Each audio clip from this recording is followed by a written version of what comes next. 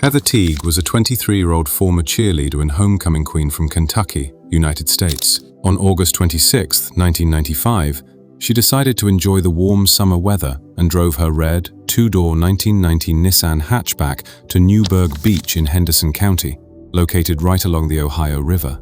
That afternoon, Heather was sunbathing alone on the sand.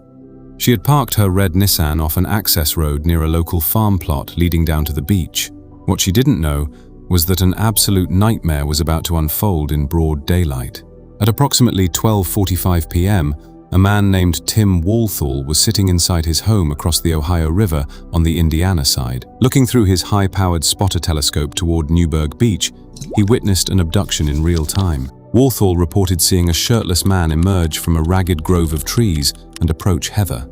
According to his emergency call, the attacker grabbed Heather by her hair and dragged her into the woods at gunpoint. However, the witness described several highly specific details that would spark decades of controversy. He noted the abductor was a massive man, approximately 6 feet tall, weighing between 210 to 230 pounds, with long, bushy brown hair and a thick brown beard. Most chillingly, the witness noted the attacker appeared to be wearing a wig and a mosquito net over his head to hide his face. Within moments, Heather disappeared into the thick brush. Authorities responded immediately and launched a massive search involving shoreline teams, canine tracking units, helicopters, and river divers. Near the area where Heather had been grabbed, police discovered a disturbing trail: a blue towel, her keys, her purse containing her money, and part of her red plaid bathing suit. Meanwhile, investigators caught a lucky break.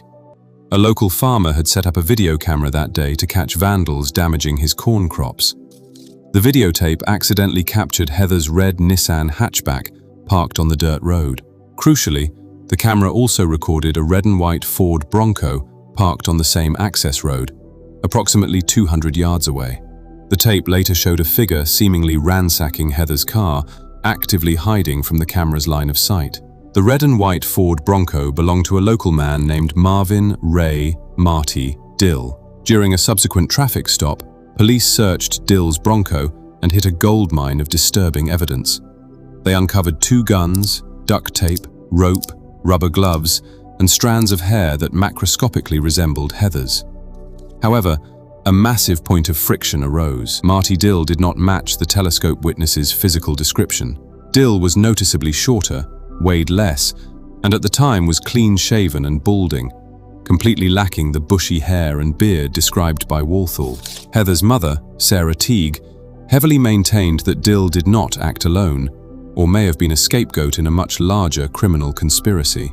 The investigation came to a grinding, tragic halt before Dill could be fully interrogated. Days after the abduction, as Kentucky State Police swarmed his property to execute a search warrant, Marty Dill died by a self-inflicted gunshot wound inside his home. Because of his suicide, he was never formally charged or tried. With Dill dead, the trail went cold, though police investigated other avenues. Another man, Christopher Below, a convicted killer suspected of murdering multiple women in the tri-state area, was heavily scrutinized, but no definitive link could connect him to Heather. For nearly 30 years, Heather Teague tirelessly fought the system. She filed multiple lawsuits against the Kentucky State Police for access to files, strongly believing that public corruption and drug rings were being covered up. In August 2025, exactly 30 years after Heather vanished, the Kentucky State Police made a dramatic move. Detectives exhumed Marty Dill's body from his grave to harvest bone and teeth samples for modern, advanced DNA extraction. The plan was to test his profile against the biological material found on Heather's recovered swimsuit bottoms and the towels from the scene. However, the mystery only deepened.